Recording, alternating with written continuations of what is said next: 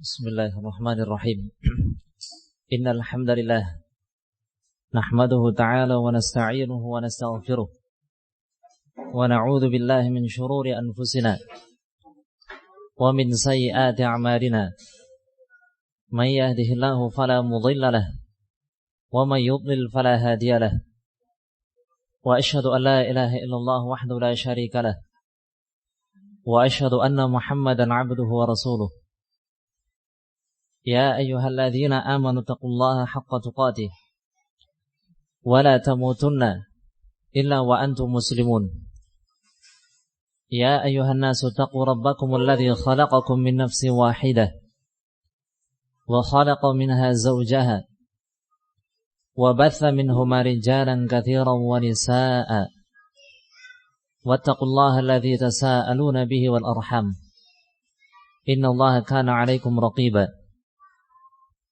Ya ayyuhalladzina amanu taqullaha wa qulu qawlan sadida yuslih lakum a'malakum wa yaghfir lakum dhunubakum wa may yuti'illaha wa rasulahu faqad faza fawzan 'azima.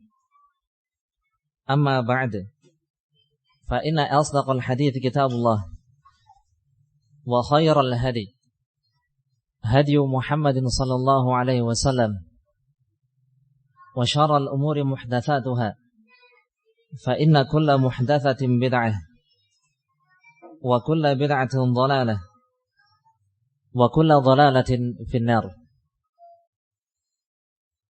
Ahibati fillah, hadirin kajian Ahad siang hari ini, insyaallah kita memulai materi kajian kitab Al-Arba'in atau Al-Arba'un An-Nawawiyah yang disusun oleh Al-Imam Abu Zakaria Yahya bin Sharaf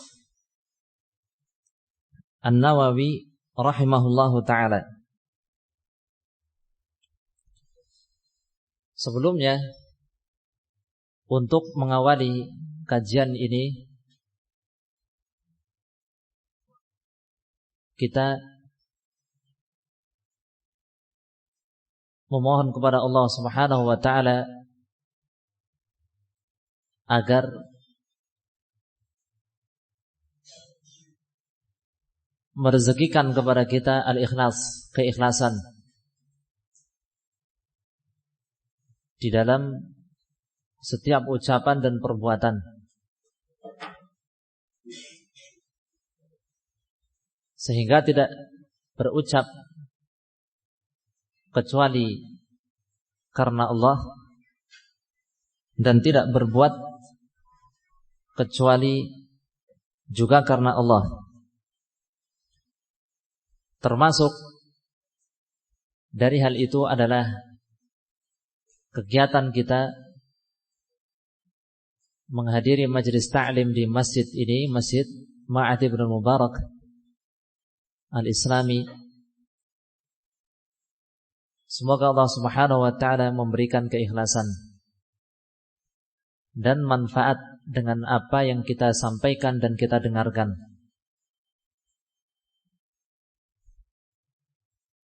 Ahibati fillah rahimani wa rahimakumullah.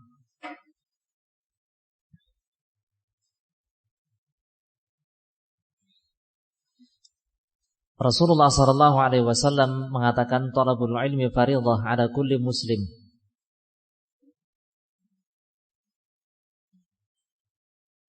Menuntut, mempelajari ilmu agama adalah kewajiban bagi setiap orang muslim.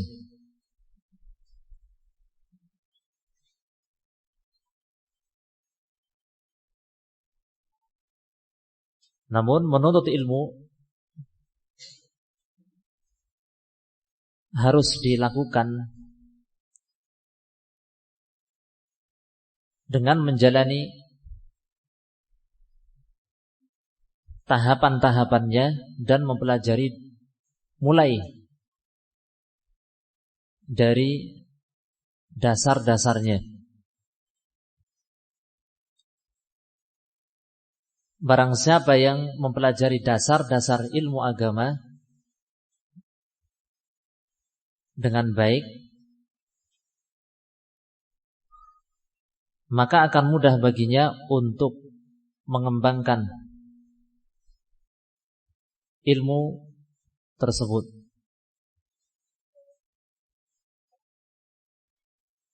Tetapi barang siapa yang tidak menguasai dengan baik dasar-dasar ilmu agama,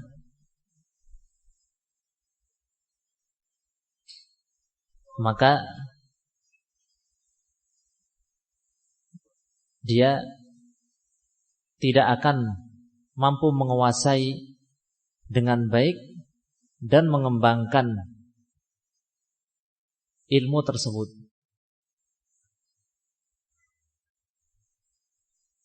Ilmu agama membutuhkan waktu yang panjang. Tidak mungkin didapatkan dalam waktu sekejap, sehingga membutuhkan kesabaran. Al-Imam Ibnu Syihab Az-Zuhri rahimahullah, Al-Imam Ibnu Syihab Az-Zuhri rahimahullah mengatakan, man ramal ilma jumlah dhahaba anhu jumlah, wa innama yutlabul ilm ala marril ayyam wal layali. Barang siapa menginginkan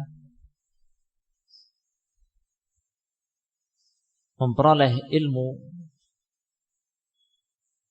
jumlatan, sekaligus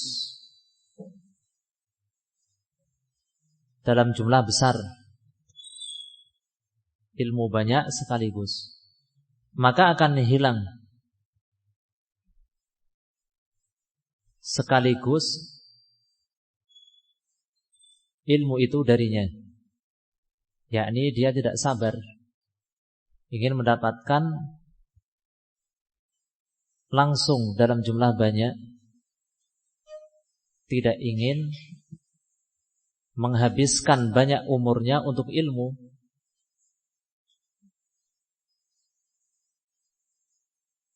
Dia mentarget hanya beberapa waktu, bulan atau beberapa tahun untuk belajar. Setelah itu dia akan menghentikan talabul ilm, memutus talabul ilm sama sekali. Maka akan hilang darinya ilmu. Wa innama yutlabul ilm ala marril ayyam wal layali. Ilmu itu hanyalah dituntut, dicari seiring berjalannya siang dan malam.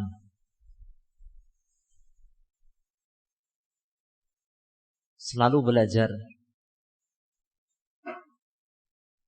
seumur hidup, maka dialah yang berhasil di dalam talabul ilm.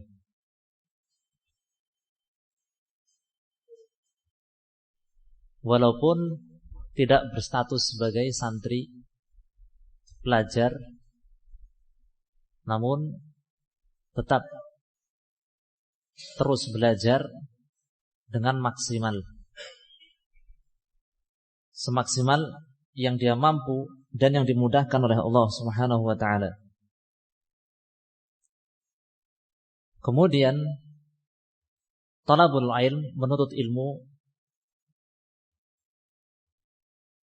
memiliki tahapan-tahapannya agar berhasil. Sebab ilmu terbagi menjadi dua macam. Dari segi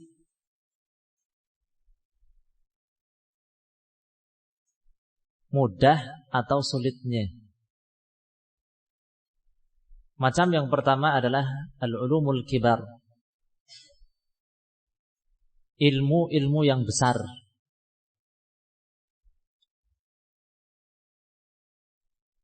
yakni ilmu-ilmu yang relatif sulit untuk dipahami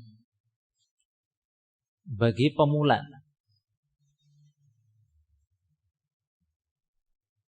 Macam yang kedua adalah al-ulumus shighar, ilmu yang kecil.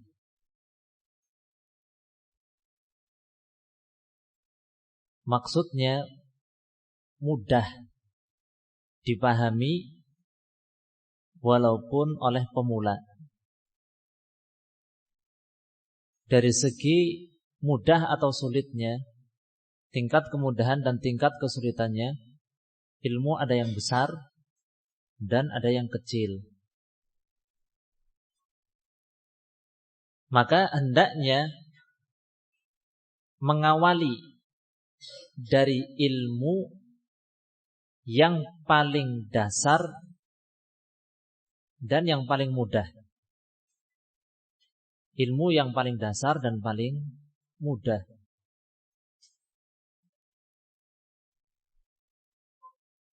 Seseorang harus membangun ilmunya dari dasar jika ingin berhasil di dalam thalabul ilm. Namun jika dia hanya belajar sepotong-sepotong dan tidak dia tata dengan baik dari ilmu-ilmu dasarnya, maka sekian tahun lamanya dia belajar akan kurang membuahkan hasil. Dia tidak benar-benar mencerna ilmu yang selama ini dia pelajari. Dia hanya ingat sebagaimana mengingat wawasan-wawasan semata, bukan ilmu yang terbangun dengan baik. Sekedar wawasan, sekedar pernah dengar, sekedar wawasan, bukan ilmu yang mantap di dalam hati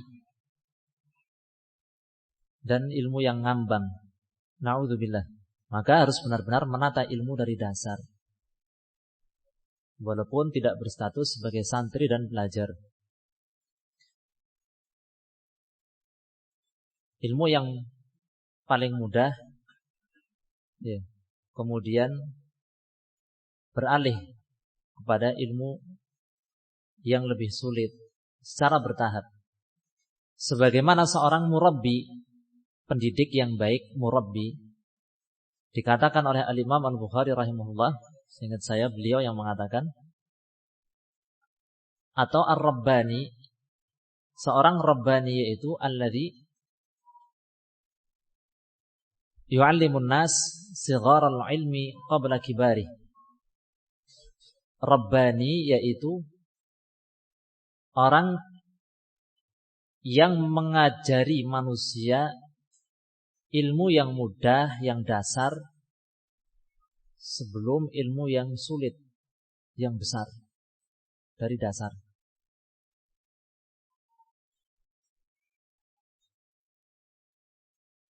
Nah, kitab ini, kitab Al-Arba'in An-Nawawiyah, termasuk ilmu yang dasar, kitab yang dasar. Hadis-hadis di dalam kitab Al-Arba'in An-Nawawiyah ini menjadi dasar untuk seluruh atau hampir seluruh ilmu agama yang lain. Akidah, fiqih, akad muamalah, akhlak, semuanya ada dalam hadis-hadis Al-Arba'in Nawawiyah.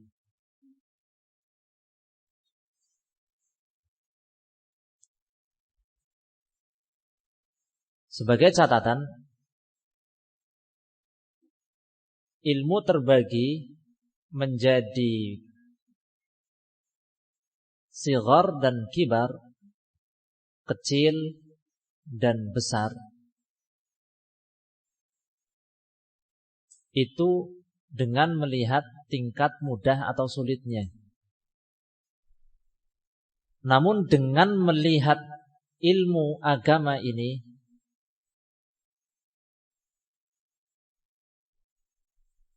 berasal dari wahyu Allah Subhanahu wa ta'ala, maka semuanya kabir, thaqil, semuanya berat dan besar.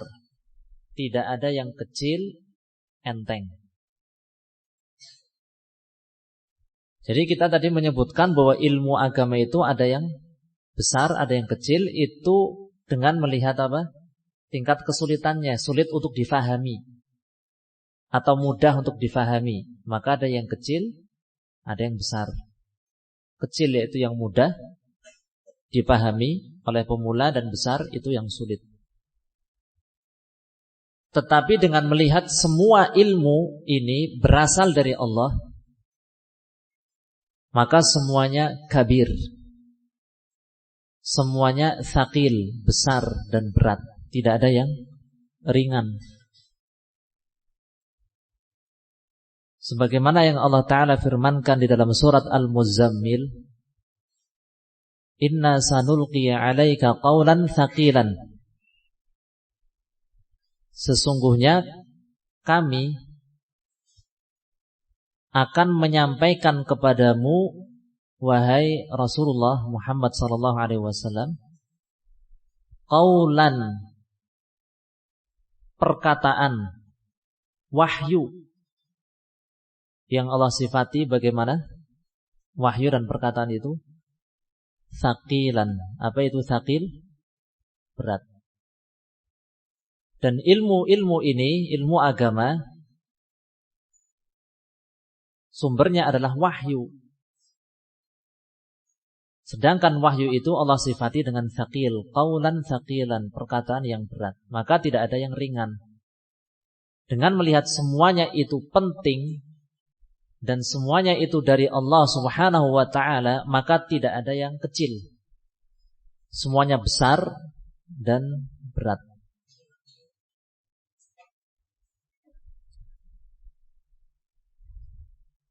Ya. Al-Imam Malik rahimahullah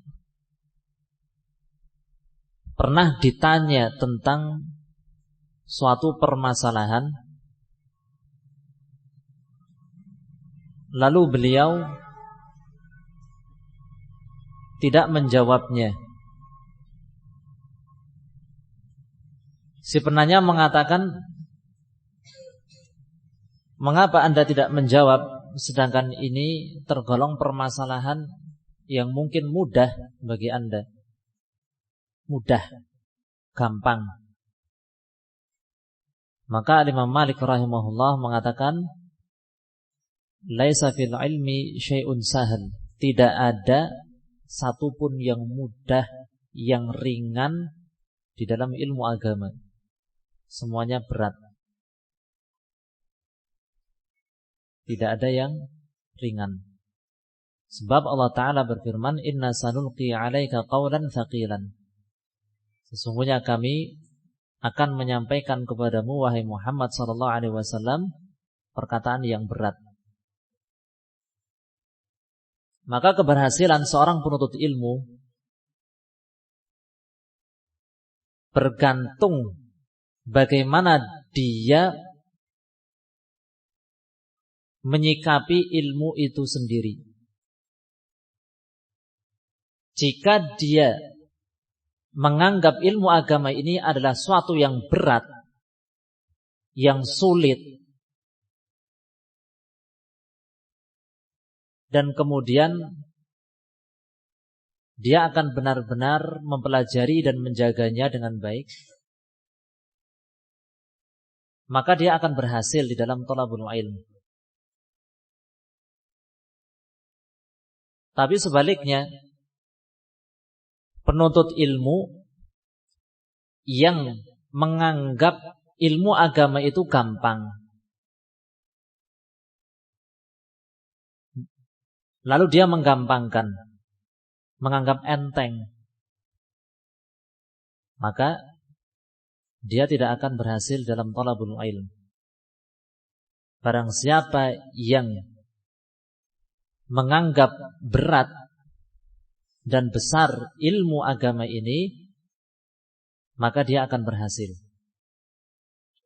Namun barang siapa yang menganggap enteng dan gampang, ringan, kecil ilmu agama ini, maka dia gagal dan tidak berhasil, na'udzubillah.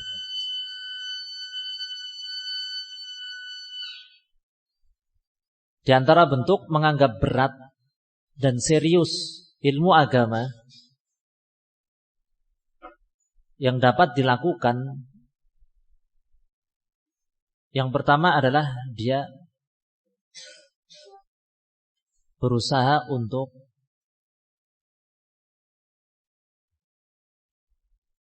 al-hudur wal istimrar, berusaha untuk hadir, menghadiri majelis ilmu secara kontinu, berusaha untuk menghadirinya secara kontinu. Ketika dia mendengar atau mengetahui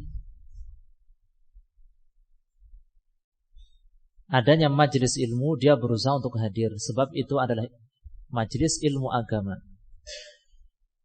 agama yang harus dia pelajari lalu dia amalkan. Berusaha untuk hadir, berarti dia menganggap berat ilmu agama, tidak mengentengkan, tidak menggampangkan, meremehkan. Kemudian yang kedua, dia berusaha sebisa mungkin untuk mencatatnya. Sebab ingatan manusia itu terbatas, membutuhkan adanya pengikat. Ya. Ikatlah ilmu dengan catatan. Dan yang ketiga, dia berusaha untuk memahami, fokus dan memahami. Yang keempat, dia berusaha untuk memurajaah. Orang yang tidak memurajaah, tidak mempelajari kembali ilmu yang dia dengar, dia dapatkan, menunjukkan bahwa dia meremehkan ilmu agama. Tidak dia jaga dengan baik, tidak dia ulang-ulang. Berbeda dengan para a'immah, para imam, mereka selalu memurajaah ilmu yang mereka dapatkan. Dan terkadang mereka memurajaah ya sampai subuh, karena mereka menganggap besar, berat, penting dan berharganya ilmu yang telah didapatkan. Maka keberhasilan atau kegagalan di dalam thalabul ilm bergantung pada bagaimana dia menyikapi ilmu agama. Ahibati fillah, rahimani wa rahimakumullah.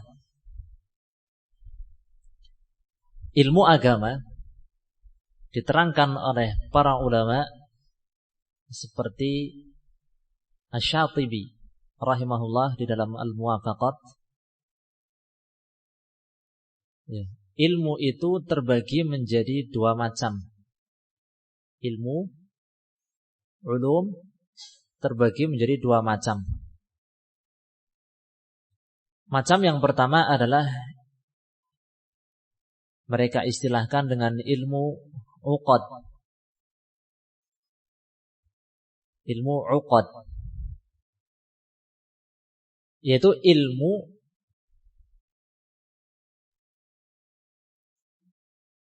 yang harus dipelajari dan menjadi ukuran keilmuan seseorang. Dia itu ahlul ilm atau bukan. Dia itu alim ulama atau bukan.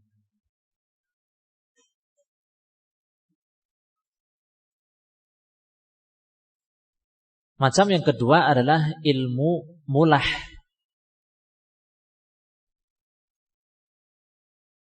Ilmu mulah yaitu ilmu yang diambil sekadarnya sesuai kebutuhan. Yang diambil sekadarnya sesuai kebutuhan. Untuk menghilangkan kepenatan dan kejenuhan.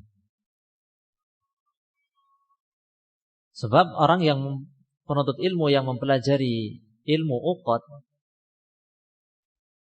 ya, itu cenderung jenuh, penat. Dan itulah manusia. Berbeda dengan para malaikat yang la yafturun, tidak pernah melemah, jenuh, bosan di dalam ibadah kepada Allah. Adapun manusia akan sampai pada titik jenuh, penat.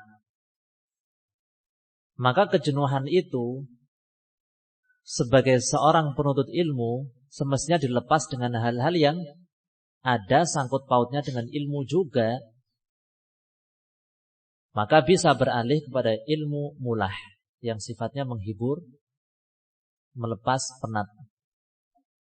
Itu lebih baik daripada menghibur dengan hal yang tidak berkaitan dengan ilmu.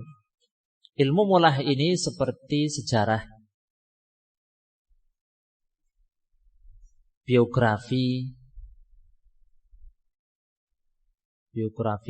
para tokoh sejarah, pantun, puisi, syair,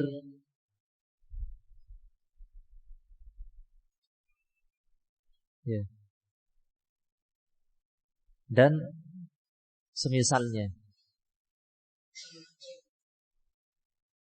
Adapun ilmu uqad yang pertama tadi dinamakan uqad karena berupa ikatan yang harus diurai agar seseorang memahami agama. Uqad itu artinya simpulan, tersimpul-simpul, terikat. Itu harus diurai, dilepas uraiannya biar kita bisa membuka lalu memahami ilmu agama. Memahami agama. Bagaimana seharusnya berakidah, berkeyakinan, bagaimana seharusnya beribadah, bagaimana seharusnya bermuamalah, berakhlak.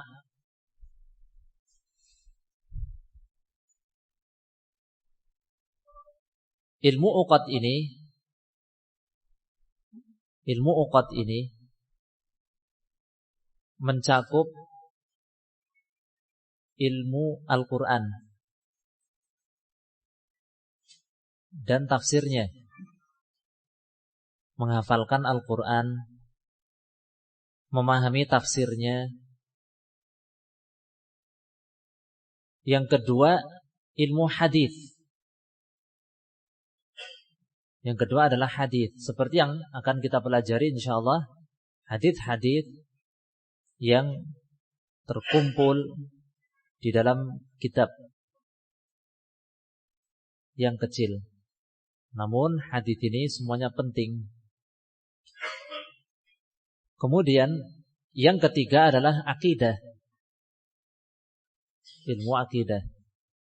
Dan yang keempat adalah fiqih.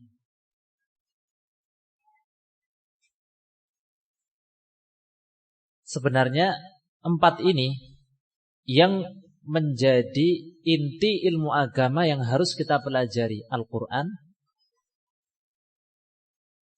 hadis, akidah, fiqih.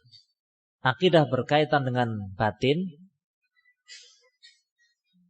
sedangkan fikih berkaitan dengan lahiriah yang nampak.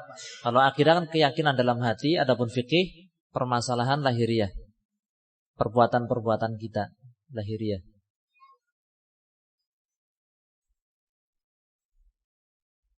Akidah, fikih itu sebenarnya ilmu Al-Quran dan hadis. Sebab akidah dan fikih itu dalilnya. Hanya saja dikembangkan oleh para ulama agar mudah dipelajari menjadi ilmu tersendiri akidah dan fikih. Walaupun sebenarnya akidah dan fikih itu ya mempelajari Al-Quran, ayat-ayat Al-Quran, mempelajari hadis-hadis Rasul sallallahu alaihi wasallam. Ini 4 macam ilmu agama yang uqad. Dan termasuk ilmu uqad adalah ilmu-ilmu penunjang, pembantu seperti ilmu bahasa Arab. Nahwunya, sorofnya, mufradatnya, balaghahnya, dan ilmu-ilmu alat yang lain. Nah, pertanyaannya, ya, dari ilmu uqad yang harus kita pelajari ini, mana yang sudah kita pelajari dengan baik? Ini agama kita, Al-Quran, hadis, ilmu akidah, ilmu fikih, sudah sejauh mana kita belajar? Itu Islam yang kita menyatakan memeluk agama tersebut.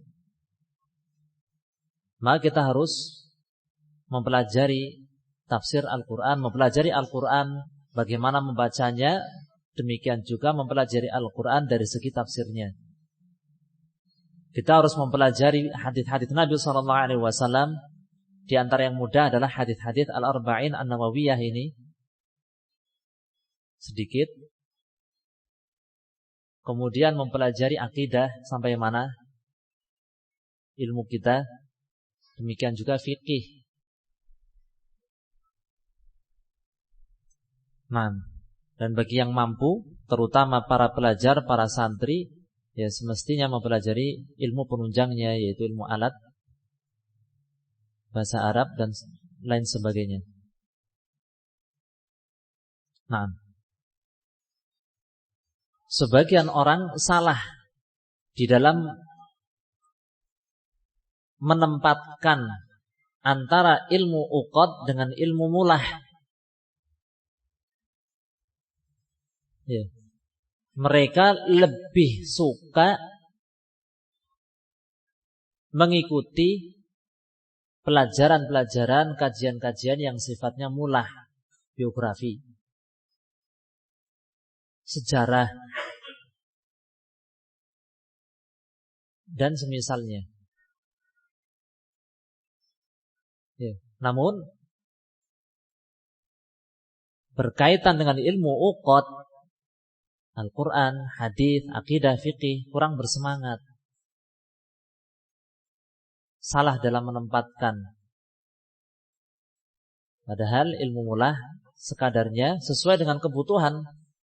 Dan itu memang sangat dibutuhkan ilmu mulah itu, karena manusia itu akan sampai pada titik jenuh, membutuhkan ilmu mulah untuk hiburan. Namun porsi terbesarnya tentu untuk uqad.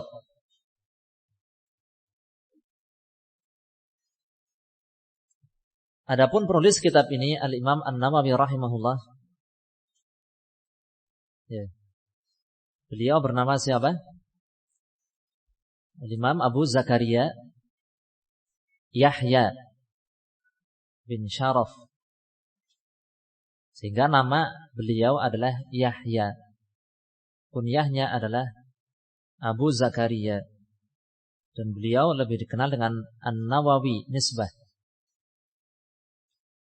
Bisa dibaca An-Nawawi dan juga bisa dilafalkan An-Nawawi. Boleh dua-duanya. Al-Imam An-Nawawi rahimahullah, ya, dilahirkan pada tahun 631 Hijriah dan wafat pada tahun 676 Hijriah. Ya, dilahirkan tahun 631, wafat tahun 676. Berapa tahun usianya? 45 tahun. Menjadi imam besar yang memiliki banyak karya. Nah, kita umurnya berapa ini? Sampai detik ini. Berapa karya tulis yang sudah diterbitkan? Atau masih berupa manuskrip? Siap terbit? Belum. Al-Imam An-Nawawi rahimahullah wafat di usia 45 tahun. Ini menunjukkan keberkahan umur beliau, berkah. Barakah. Ini diantara contoh dan bentuk berkah, barakah yang Allah berikan pada umur seseorang. Ya. Umur yang singkat, tapi amalan yang banyak dan besar. Beliau rahimahullah dikenal dengan sifat zuhud. Sifat zuhud ya tidak berarti miskin. Ya, sebab zuhud itu adalah apa yang ada di dalam hati. Dan beliau juga dikenal wara', sangat hati-hati di dalam setiap ucapan dan perbuatan,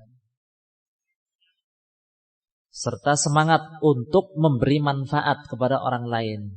Bagaimana caranya saya bisa bermanfaat, berguna bagi orang lain? Apa yang bisa saya berikan untuk manusia? Beliau juga semangat di dalam amar ma'ruf nahi mungkar. Karya-karya beliau sangat banyak. Ada yang berkaitan dengan hadis seperti ini. Ya. Hadis yang beliau kumpulkan. Demikian juga ilmu mustalah hadis. Ada yang berkaitan dengan fikih, karya-karya di bidang fikih. Ya. Seperti kitab apa? Al-Majmu'. Ya. Beliau rahimahullah memiliki kitab Al-Majmu', Syarah Al-Muhadzab, kitab yang besar. Kitab fikih yang besar, luar biasa faedahnya, luar biasa, lengkap. Seperti kitab Mughni. Kitab Mughni, Al-Mughni, karya Ibnu Qudamah, ya, yang bermadhab Hambali. Sedangkan Al-Imam Nawawi rahimahullah, ya, bermadhab Syafi'i. Di dalam bidang hadis tadi, beliau juga memiliki kitab Riyadhus Shalihin. Kitab Riyadhus Shalihin pada asalnya hanya catatan untuk beliau pribadi yang berisi hadis-hadis. Ya. Sebagai pengingat ya untuk diri beliau berkaitan dengan akidah, dengan akhlak, ya, etika, budi pekerti, Riyadhus Shalihin. Namun ternyata kitab itu bermanfaat. Ya. Kitab-kitab beliau yang sangat banyak dan terus digunakan oleh para ulama dan para penuntut ilmu, itu menjadi tanda keikhlasan Al-Imam An-Nawawi rahimahullah di dalam menyusun ketika menulis kitab-kitab tersebut. Sebab makana lillahi baqin, apapun yang ikhlas untuk Allah, maka itulah yang apa? Langgeng, kekal. Contoh lainnya adalah kitab hadis Al-Muwatta yang disusun oleh Al-Imam Malik rahimahullah. Al-Muwatta judulnya. Saat itu atau setelah itu banyak orang yang meniru menyusun kitab Al-Muwatta dengan sistematis atau dengan sistem yang sama. Tetapi mana? Ya, tidak kita dapati, wallahu alam, dan tidak banyak digunakan selain kitab Al-Muwatta karya Imam Malik rahimahullah. Sebab ya, insyaallah beliau menulisnya dengan ikhlas.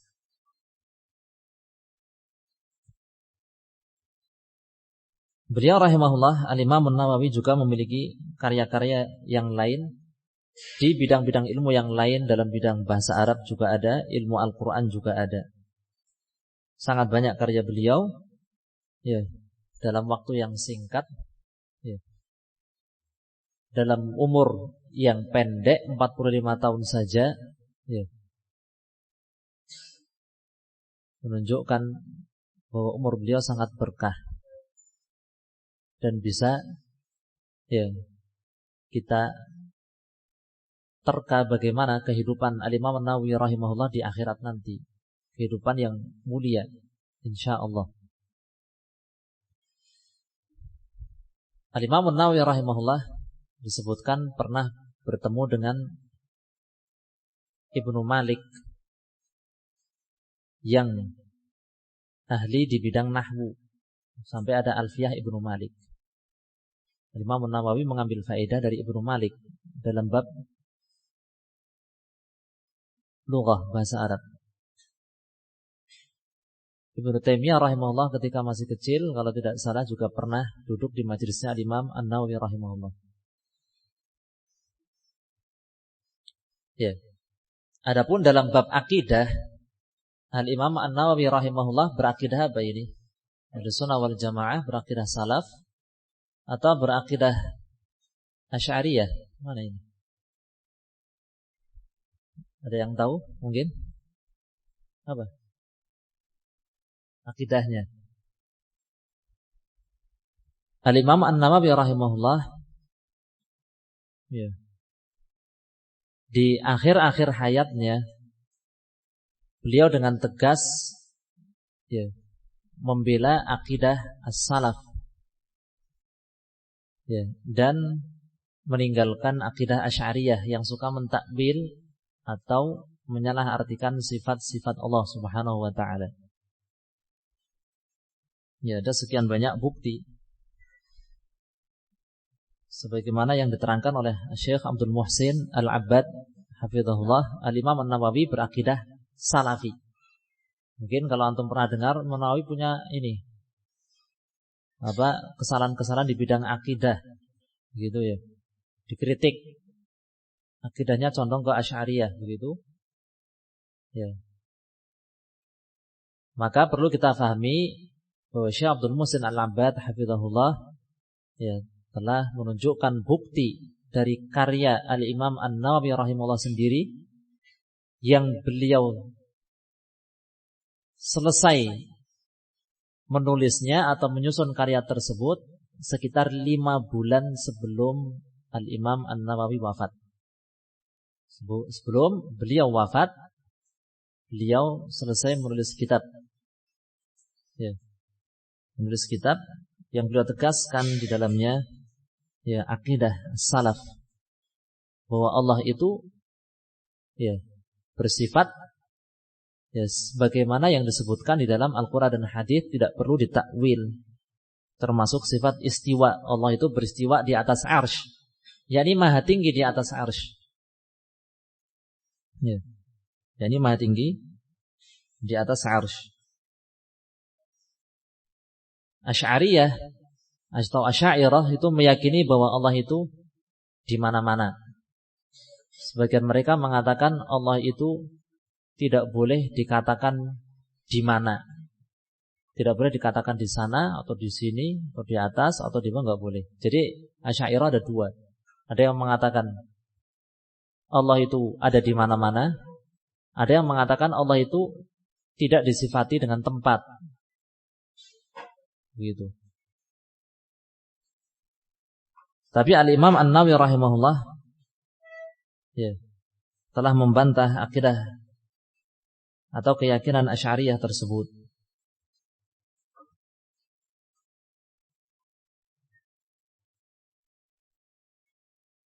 Naam.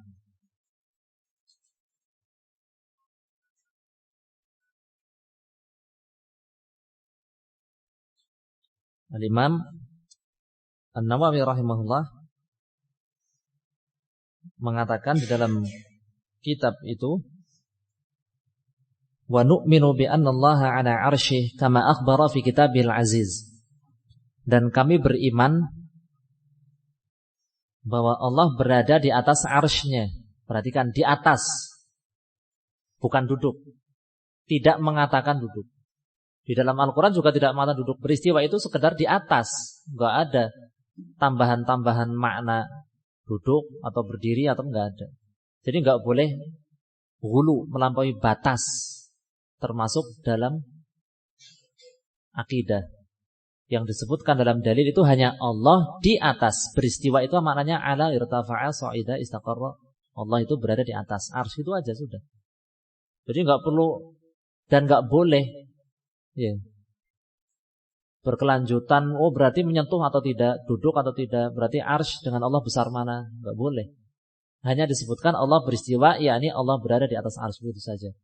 Dengan istiwa yang layak dengan keagungan Allah Subhanahu wa taala, tidak sama dengan ya perbuatan makhluk atau istiwanya makhluk. Kami beriman, kata An-Nawawi rahimahullah, bahwa Allah berada di atas arsy-Nya sebagaimana yang Allah kabarkan di dalam kitabnya yang mulia, yakni Al-Quran. Wala naqulu, dan kami tidak mengatakan, ini An-Nawawi rahimahullah, dan ya kami mengatakan, kata An-Nawawi, atau dan kami tidak mengatakan huwa fi kulli makan, dia Allah itu berada di setiap tempat, di mana-mana. Ini yang tidak suka, mereka-mereka yang tidak suka dengan akidah salaf, akidah Ahlussunnah wal Jamaah, Allah itu berada di atas arsy. Ya. Nah, ini perkataan Imam Nawawi.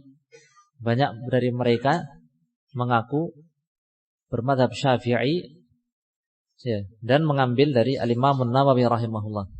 Ini akidah Imam Nawawi. Ya. Dan kami tidak mengatakan bahwa Allah itu di mana-mana. Kami tidak mengatakan bahwa Allah itu ada di mana-mana. Sudah, biarkan saja. Nanti kalau bikin keributan baru kita suruh. Rasulullah SAW saja pernah khutbah, cucu beliau di bawah merangkak sampai beliau yang turun ambil cucunya.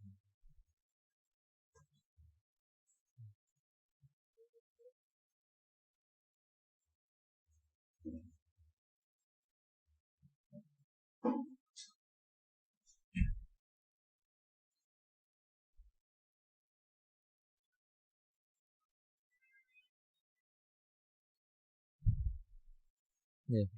Pernah juga di kalangan salaf ada pengajar sedang mengajar, kemudian ada gajah datang dengan pawangnya. Kemudian nengok gajah, pada lihat gajah, kemudian pergi.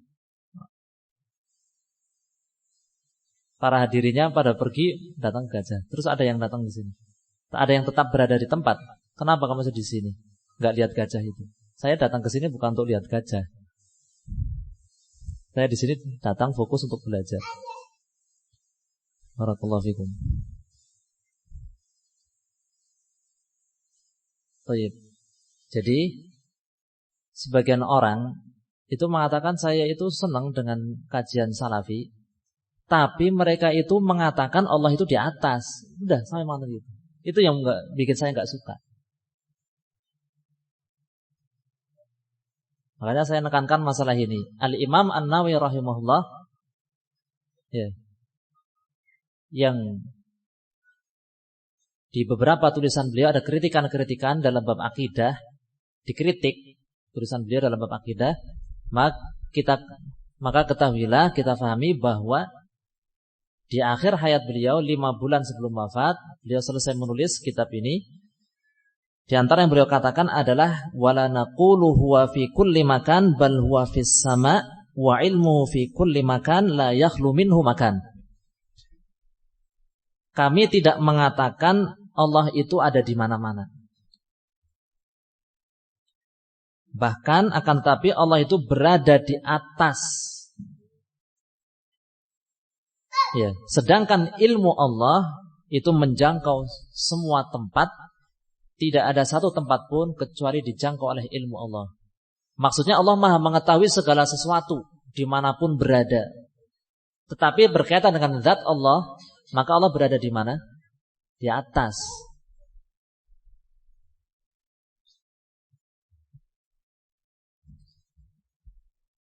Baik, kita lanjutkan.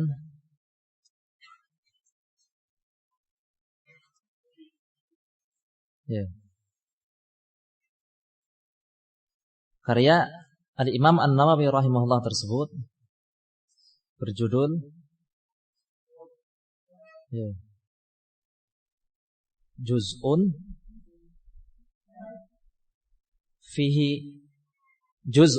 fihi dzikru i'tiqadi salaf fil hurufi wal aswat. Juz'un fihi dzikru i'tiqadi salaf fil hurufi wal aswat.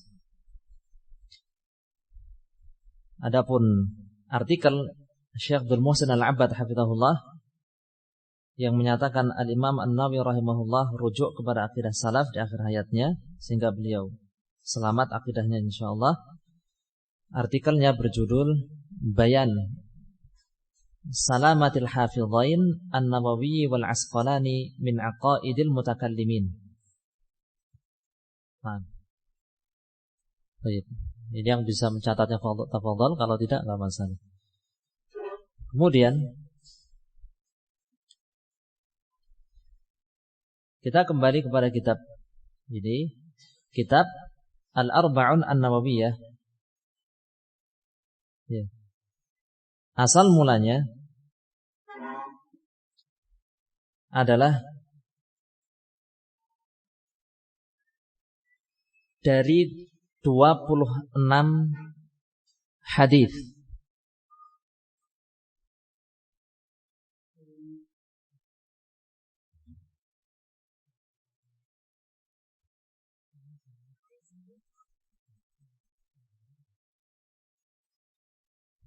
Dari 26 hadis yang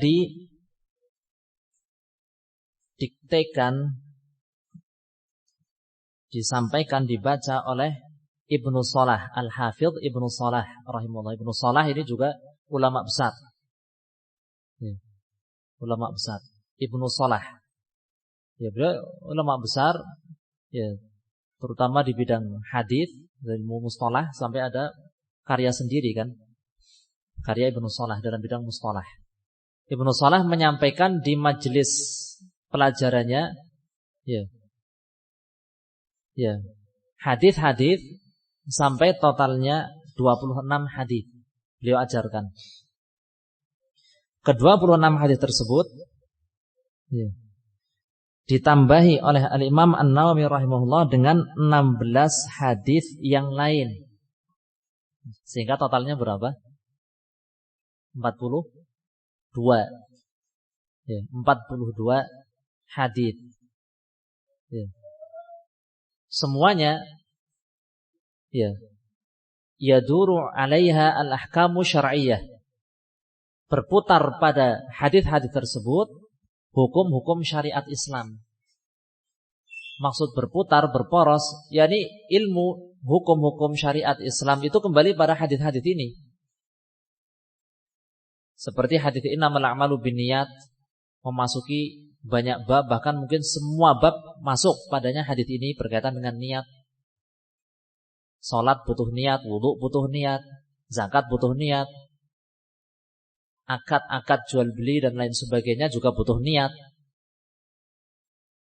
Jadi berporos, berputar pada hadis-hadis ini. Demikian juga hadis man 'amila 'amalan laisa 'alaihi amruna fahuwa rad, dan hadis-hadis yang lain.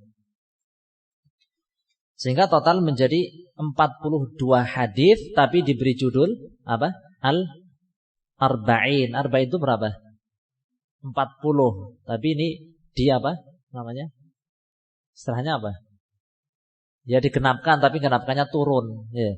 Karena lebih 2 hadis sehingga tidak digenapkan ke atas dari 50, tapi jadi 40 ke bawah karena hanya 2. Lebihnya hanya 2 hadis, 42 hadis. Nah. Kemudian Al-Hafidh Ibnu Rajab Al-Hambali rahimahullah, di dalam kitab Jami' al-Ulumi wal Hikam, beliau mensyarah hadis-hadis itu dan memberi tambahan hadis yang lain. Memberi tambahan 8 hadis sehingga total menjadi berapa? 50 hadis. Ya, hanya 50 hadis yang bisa kita hafalkan dan kita pelajari dengan baik, berkaitan dengan banyak ilmu agama. Nah, barakallahu fikum.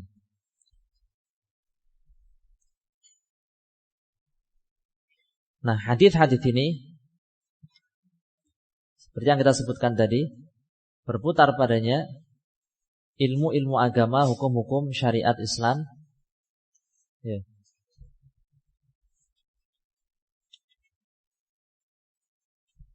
Al-Imam An-Nawawi rahimahullah ya, menyebutkan di muqaddimahnya ya, bahwa hadis-hadis ini beliau pilih dari hadis yang sahih. Jadi tidak sembarang hadis. Dan mayoritasnya dari Sahih Bukhari dan Sahih Muslim. Sahih Bukhari dan Sahih Muslim. Demikian pula hadis-hadis ini disifati oleh para ulama sebagai madarul islami alaih, sebagai tempat atau sebagai porosnya agama Islam, atau sebagai hadis yang nisful Islam, mencakup separuh agama Islam. Kalau dijabarkan mencakup separuh agama Islam. Atau disebutkan hadis-hadis ini thuluthu, sepertiga, mencakup sepertiga dari agama Islam. Itu cakupan yang sangat banyak. Bukan sembarang hadis beliau ambil, enggak. Tapi hadis yang memang maknanya itu mencakup luas. Ya. Mencakup seluruh ilmu agama Islam, atau nisful Islam, separuhnya atau sepertiganya, dan semisal itu. Ya, maka sangat penting kita mempelajari kitab-kitab yang semacam ini. Ya. Kitab-kitab yang semacam ini. Jangan langsung mempelajari kitab ya, yang hanya membahas bab tertentu. Ya, bab tertentu, cakupan yang sempit, padahal kita masih pemula. Ya, kapan rampungnya kalau begitu? Tapi kalau begini kan lebih enak, sudah terangkum. Hanya dalam 40 sekian hadis. Barakallahu fikum.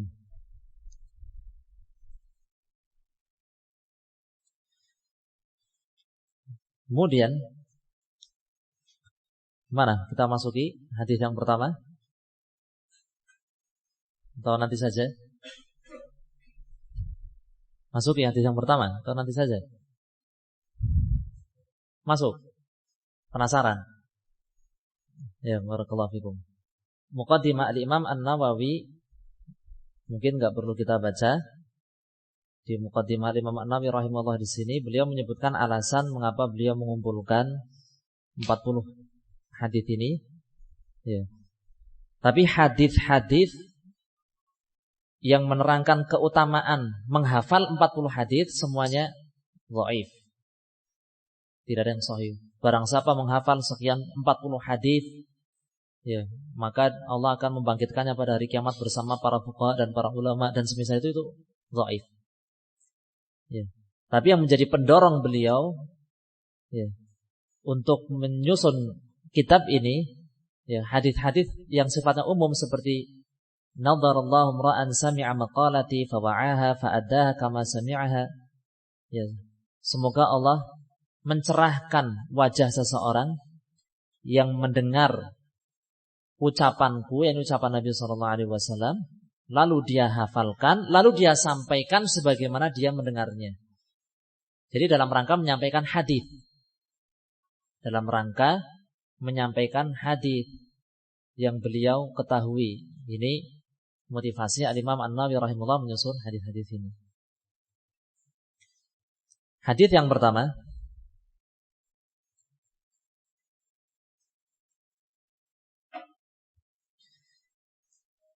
Al-Imam An-Nawawi rahimahullah mengatakan, wa an Amiril Mu'minin Abi Hafs Umar bin Al-Khattab radhiyallahu anhu qala sami'tu Rasulullah sallallahu alaihi wasallam yaqulu innamal a'malu binniyat wa innamal likulli imri'in ma nawa, faman kanat hijratuhu ila Allah wa rasulih fa hijratuhu ila Allah wa rasulih, wa man kanat hijratuhu lidunya yusibuha aw imra'atin yankihuha fa hijratuhu ila ma hajara ilaih. Rawahu Imam al-Muhadditsina Abu Abdullah Muhammad bin Ismail bin Ibrahim bin al-Mughirah bin Bardizbah al-Bukhari wa Abu al-Husain Muslim bin al-Hajjaj bin Muslim bin al-Qushairi an-Naisaburi fi sahihayhima alladainihuma asahhul kutubil musannafah. Dan dari Amirul Mukminin, siapa yang ketawa tadi? Kenapa ketawa? Dan dari Amirul Mukminin Abu Hafs Umar ibn al-Khattab radhiyallahu anhu, qala, dia berkata, aku mendengar Rasulullah sallallahu alaihi wasallam bersabda. Ya, di antara adab dalam talabul ilm adalah apa? Memiliki kitab. Berarti kitab Arba'in Nawawiyah kecil sekali, hanya berapa ribu harganya. Ya. Apalagi yang ada terjemahnya, antum mudah, akhirnya nggak perlu mencatat terjemahnya, langsung ke materi nanti. Aku mendengar Rasulullah sallallahu alaihi wasallam bersabda, innamal a'malu binniyat. Amalan itu hanyalah bergantung dengan niat. Wa innama likulli imri'in ma nawa. Dan setiap orang hanya mendapatkan apa yang dia niatkan. Dan setiap orang hanya mendapatkan apa yang dia niatkan.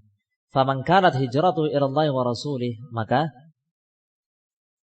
barang siapa yang hijrahnya kepada Allah dan Rasulnya, fa hijratuhu ila Allah wa rasulih, maka hijrahnya benar-benar kepada Allah dan Rasulnya. Maka hijrahnya benar-benar kepada Allah dan Rasulnya. Wa man kanat hijratuhu lidunya yusibuha, namun barang siapa hijrahnya demi kepentingan dunia,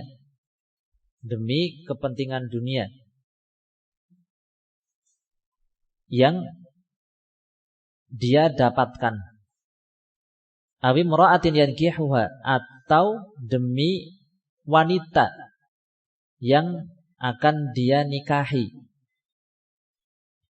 fa hijratuhu ila ma hajara ilaih, maka hijrahnya sesuai dengan apa, sesuai dengan atau kemana, sesuai dengan kemana dia berhijrah. Maksudnya niatnya. Ini hanya terjemah bebas supaya cepat saja. Hadis riwayat Al-Bukhari dan Muslim. Hadis riwayat Al-Bukhari dan Muslim disebutkan di sini, diriwayatkan oleh dua imam muhaditsin, yaitu Abu Abdullah Muhammad bin Ismail. Muhammad bin Ismail, ya, Imam Al-Bukhari namanya Muhammad bin Ismail bin Ibrahim bin Al-Mughirah bin Bardizbah. Kunyahnya adalah Abu Abdullah, itu Al-Imam Al-Bukhari. Adapun Al-Imam Muslim, beliau adalah Abul Husain, kunyahnya Muslim bin Al-Hajjaj bin Muslim Al-Qushairi An-Naisaburi. Nah,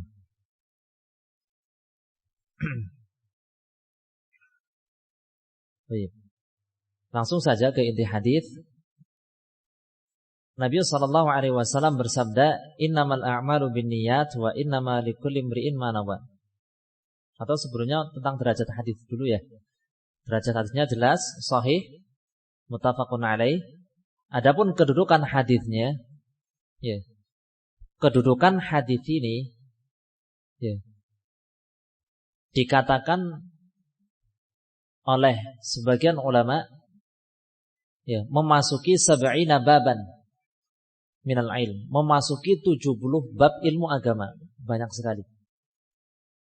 Yang mengatakan seperti ini dengan saya Al-Imam Syafi'i rahimahullah. Entah 70 di sini maksudnya pembatasan atau ini sekedar mubalaghah yang maknanya itu banyak bab. Kadang seperti itu kan ungkapan bangsa Arab kan. Ungkapan bangsa Arab 70. Maksudnya ya banyak bab. Kemudian ada yang mengatakan hadis ini memasuki semua bab ilmu agama. Hadis ini memasuki semua bab ilmu agama. Ini sangat jelas karena berkaitan dengan niat. Berkaitan dengan niat. Al-Imam Al-Bukhari rahimahullah ya, dan para ulama yang lain ya,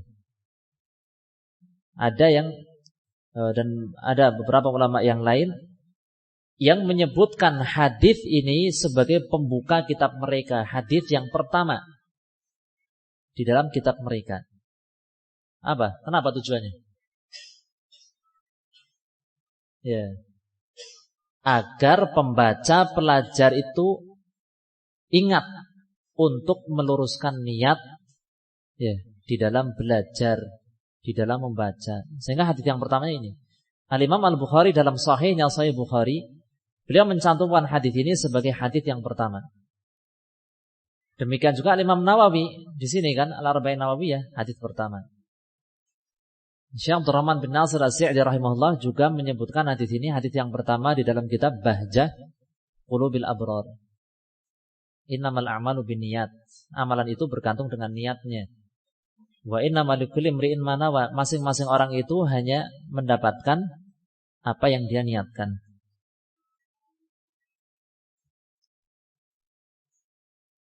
Nah, kemudian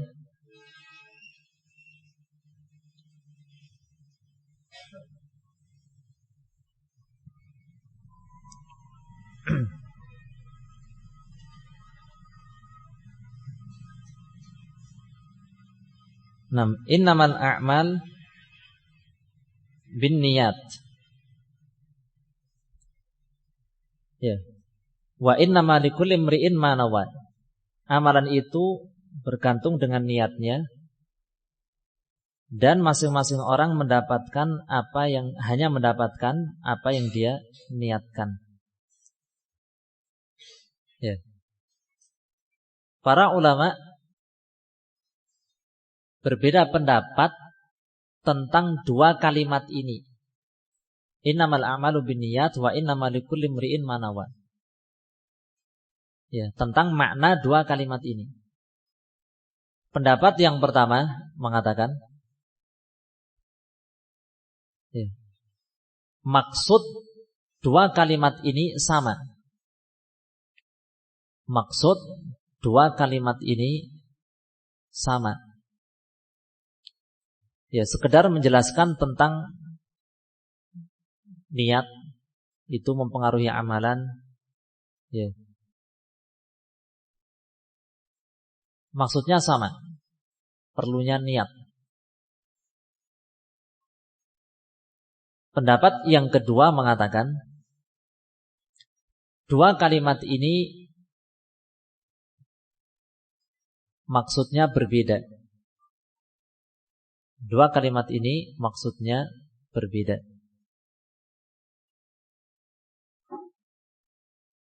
Ya. Kalimat yang pertama bagaimana? Innamal a'mal binniyat. Kalimat yang pertama menjelaskan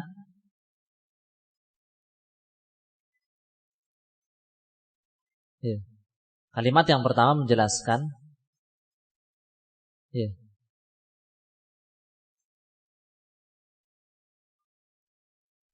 Sah atau tidak sahnya amalan. Menjelaskan tentang sah atau tidak sahnya amalan, baik atau buruknya amalan, itu bergantung dengan niatnya. Bergantung dengan niatnya. sah atau tidak ibadah ini, tergantung niatnya. Yang dia lakukan itu baik atau buruk. Oh, niatnya baik, berarti mungkin perbuatan baik. Oh, dia niatnya buruk, punya makar di balik itu, perbuatan buruk. Bergantung dengan niatnya. Jadi kalimat pertama innamal a'malu binniyat menjelaskan tentang sah atau tidaknya amalan itu bergantung dengan niat. Baik atau buruknya amalan bergantung dengan niat. Ini penilaian, penentuan dan penilaian terhadap amalan itu.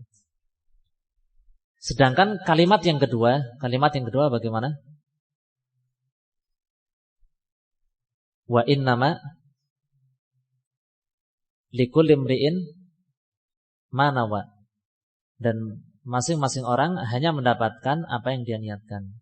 Kalimat yang kedua menjelaskan tentang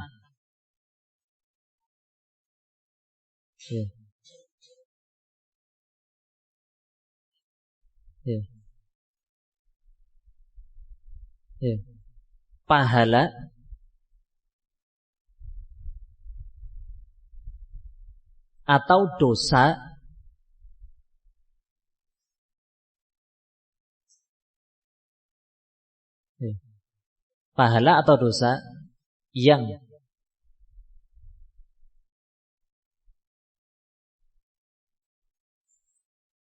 didapatkan seseorang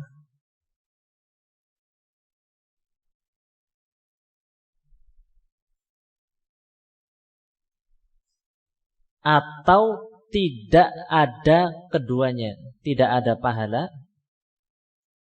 dan tidak ada dosa,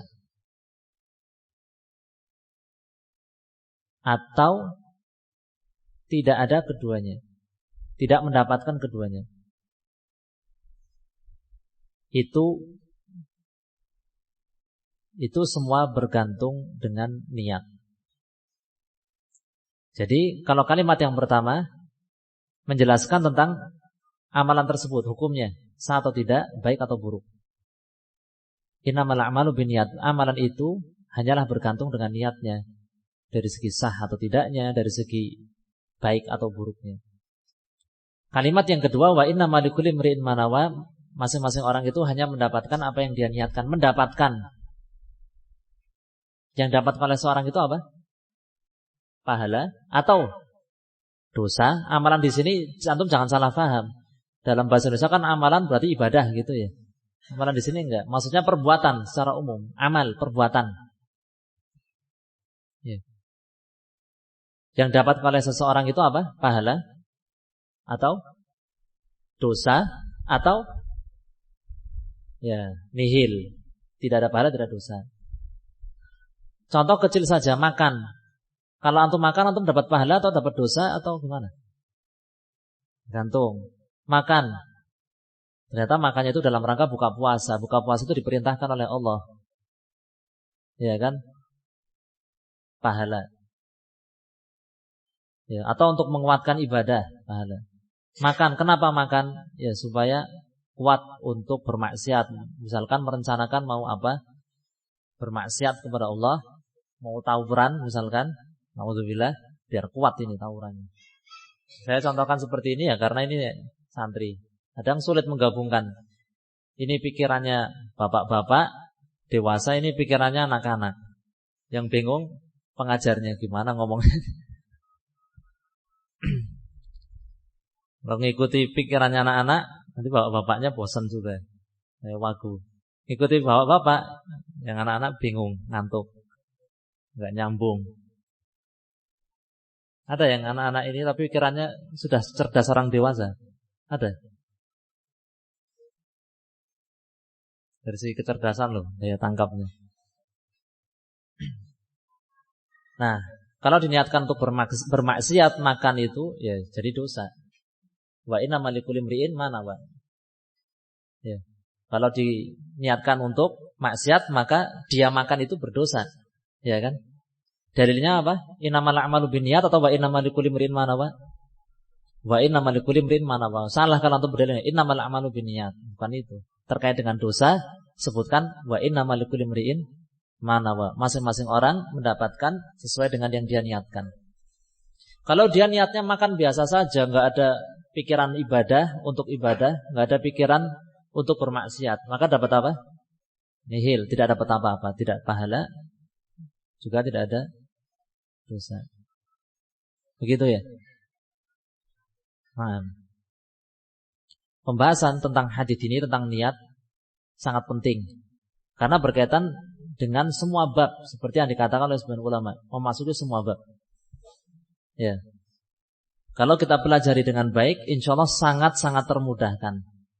Sangat-sangat termudahkan di dalam memahami banyak ilmu agama. Terkhusus yang kaitannya dengan niat, dari segi niat-niatnya. Itu sangat penting. Tapi kalau kita remehkan, ya, maka kita rugi besar. Dan bisa jadi materi yang insya Allah akan kita pelajari bersama di sini adalah materi banyak darinya mungkin ya. Walaupun enggak semua, banyak darinya yang mungkin baru antum dengarkan. Materi penting, contohnya banyak di kehidupan sehari-hari, tapi baru antum dengarkan. Apaan promosi dikit. Jadi kan promosi dalam hal ini enggak masalah. Seperti para ulama menulis kitab juga matan ini adalah kitab yang sangat bagus. Enggak masalah kan? Karena untuk menghasung motivasi dalam hal kebaikan. Sangat penting. Bahkan saya sendiri ketika mempersiapkan materi seperti ini, banyak yang baru saya dapatkan. Masya Allah, alhamdulillah. Berarti memang benar. Setiap amalan itu kembalinya manfaatnya untuk diri sendiri, terutama man amila sholihan fali nafsi. Barang siapa melakukan amal sholih, maka sebenarnya untuk dirinya sendiri, untuk saya maksudnya. Ketika saya mengajar, manfaat terbesarnya bukan untuk antum, untuk saya. Karena saya jadi belajar, mendapatkan faedah baru, materi baru. Barakallahu fikum. Mungkin ini yang bisa kita pelajari. Atau mungkin ada yang mau ditanyakan seputar pelajaran, seputar materi, supaya jelas, barangkali ada yang belum terpahami.